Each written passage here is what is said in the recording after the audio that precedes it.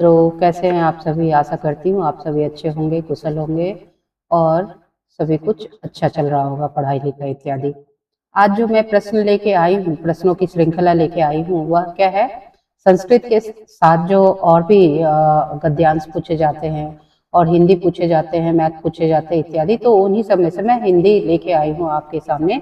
देखिए, और ये PYQ है, इसे बहुत अच्छे से करेंगे। चैनल को लाइक करेंगे, शेयर करेंगे, सब्सक्राइब करेंगे। ठीक है, तो आइए चलते हैं। अब सबसे पहला क्या प्रश्न है हमारा, कमल का कमल का पर्यायवाची शब्द क्या है? कमल का पर्यायवाची शब्द क्या है बताइए। आंसर पे नहीं जाएंगे आप, ठीक है, आंसर में अशुद्धि भी हो सकती है, तो इसीलिए शुद्ध आंसर को बताएं। तो चलिए, इसका जो शुद्ध आंसर है वो मैं ही बताती हूँ। पंकज ही है, पंकज कमल का पर्यायवाची है। और कमल का पर्यायवाची और क्या होता है, नीरज होता है, सरोज होता है, अरविंद होता है इत्यादि। ये सब अगर पूछे जाए आपसे, नीरज, जलज, सरोज इत्यादि, ये सब क्या होते हैं, कमल के पर्यायवाची होते हैं। ठीक है, अब पुष्प के पर्यायवाची आपसे पूछ दे तो क्या होता है, कुसुम हो गया, और पुष्प हो गया, कुसुम हो गया, और जितने भी हैं वो देख लेंगे आप। तरु इत्यादि, तरु क्या होता है, वृक्ष होता है। ठीक है, अब अग्नि का पर्यायवाची पूछा है। अग्नि का पर्यायवाची क्या होता है? अग्नि का पर्यायवाची अनल होता है, दाहक होता है इत्यादि इत्यादि। अग्नि के क्या होते हैं, पर्यायवाची होते हैं। अमृत के क्या होते हैं, पीयूष होते हैं, सुधा होता है, सरस होता है इत्यादि, ये सब होते हैं। ठीक है, अब विलोम शब्द की तरफ अगर हम चले तो उन्नति का क्या होता है, उन्नति का विलोम शब्द क्या होता है, उन्नति अर्थात सक्सेस। और अवनति, उन्नति का क्या होता है, अवनति। प्रगति का क्या होता है, ठीक है, प्रगति का बताया। उत्कर्ष का क्या होता है, अपकर्ष होता है। सफलता का क्या होता है, असफलता होता है। तो उन्नति का क्या हो गया, अवनति। अब आय का क्या होता है, विलोम, विलोम अर्थात उल्टा। आय का क्या हो गया, व्यय। आय मने जो आता है, जो हमें प्राप्त होता है, और व्यय मने जो खर्च होता है। ठीक है, लाभ का क्या हो जाएगा, हानि हो जाएगा। तो इस तरह सभी विलोम शब्दों को देखे रहेंगे, ये सब प्रश्न आए हुए हैं। अब अनेक शब्दों के लिए एक शब्द भी पूछे जाते हैं, जो कभी ना मरे। ठीक है, ऐसे व्यक्ति जिनकी मृत्यु कभी ना हो, तो वो क्या होते हैं, अजर अमर, अमर होते हैं। ठीक है, अमर, न मरने वाला, अमर। ठीक है, अब चलिए, जो दूसरों का उपकार करे उसे क्या कहते हैं, उपकारी कहते हैं या परोपकारी कहते हैं। दूसरा अर्थात पर, उपकारी अर्थात उपकार को करने वाला, दूसरे के उपकार को करने वाला परोपकारी।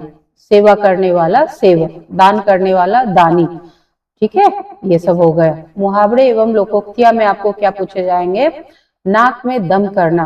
हम लोग बोलते हैं ना, अरे वो व्यक्ति इतना बेवकूफ है कि उसने मेरे नाक में दम कर दिया। नाक में दम करना अर्थात माने परेशान कर देना।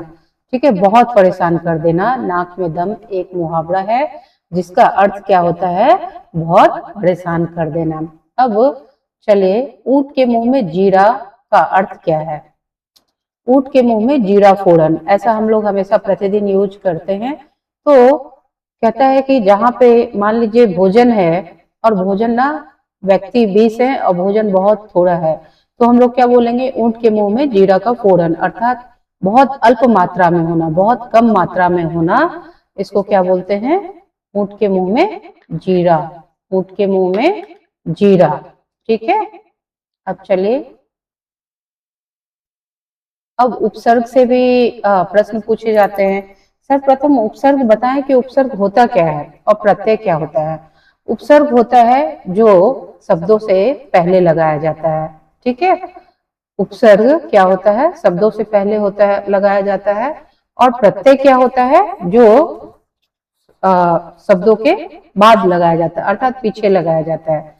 जैसे यहाँ देखिए, यहाँ अनुचित शब्द है, आपको पूछा गया है अनुचित, अनुचित है, तो अनुचित में उचित, उचित अनुचित होता है, तो अनु उपसर्ग लगा के चित, ये ऐसा बनाया गया है, ये उपसर्ग है। ठीक है, क्या उपसर्ग कितने हैं? उपसर्ग कितने होते हैं? उपसर्ग 22 होते हैं। ठीक है, क्या क्या होते हैं आप सभी ये बताएंगे। थोड़ा मैं लिख दूं, प्र, पड़ा, अप, सम, अनु, अव, निस, नीर इत्यादि। ठीक है, 22 होते हैं। आप लोग कहेंगे तो मैं उपसर्ग की कक्षा लेके आप लोगों के समक्ष आऊंगी। तो चलिए, ये देखा आपने, ये क्या है? उपसर्ग है, अनु अर्थात पीछे, तो अनुचित। ठीक है, अनु उपसर्ग लग के क्या बन गया? अनुचित शब्द बना है। अब प्रत्यय किसे कहते हैं? मानवता में कौन सा प्रत्यय है बताइए? ता। मानवता में कौन सा प्रत्यय है? ता। आप लोग संस्कृत नहीं, आप लोग हिंदी पढ़ रहे हैं, हिंदी दृष्टिकोण से यहाँ पढ़ा जाए तो मानवता में ता प्रत्यय है। और प्रत्यय कब लगाते हैं? शब्दों के पीछे लगाते हैं। जैसे देखिए, मानव में ता प्रत्यय लगा के मानव प्लस ता, मानवता से दो। ठीक है, तो प्रत्यय बाद में लगाते हैं, उपसर्ग पहले लगाते हैं। अब चलिए, महेंद्र का संधि विच्छेद। संधि हम लोगों ने बहुत अच्छे से पढ़ा था। जहां कहीं भी आपको एक की मात्रा मिले, ओ की मात्रा मिले, ठीक है, तो आप समझ जाएं क्या है वो? ओ की मात्रा, तो आप समझ जाएं वो गुण संधि है। गुण संधि आपको पूछी जा सकती है, बहुत ही महत्वपूर्ण है। प्रश्न आते ही तो महाजोर इंद्र, महा का आ हो जाएगा और ये ई हो जाएगा, दोनों मिलके ए बन जाएंगे, तो क्या बन जाएगा? महेंद्र रूप बनेगा। ये देखिए, एक ही मात्रा है ना, तो आप तुरंत पता लगा लेंगे गुण होगा। ठीक है, यही दो की मात्रा रहेगी तो आप पता लगा लेंगे वो वृद्धि होगी, ऐसा। अब चलिए समास की तरफ चलते हैं। राजपुत्र में कौन सा समास है? राजपुत्र में क्या है? राजा का पुरुष, कौन सा हो जाएगा? तत्पुरुष समास। ठीक है, अब चलिए वाक्य शुद्ध करते हैं। ये सभी प्रश्न आए हुए हैं, इसे बहुत अच्छे से करेंगे आप लोग। संस्कृत के साथ आपकी हिंदी भी तैयारी बहुत अच्छे से हो जाएगी। शुद्ध वाक्य चुनिए। मुझे पुस्तक चाहिए, मुझको पुस्तक चाहिए। ठीक है, और मेरे को पुस्तक चाहिए, मुझको पुस्तक चाहिए, कौन सा शुद्ध होगा बताइए?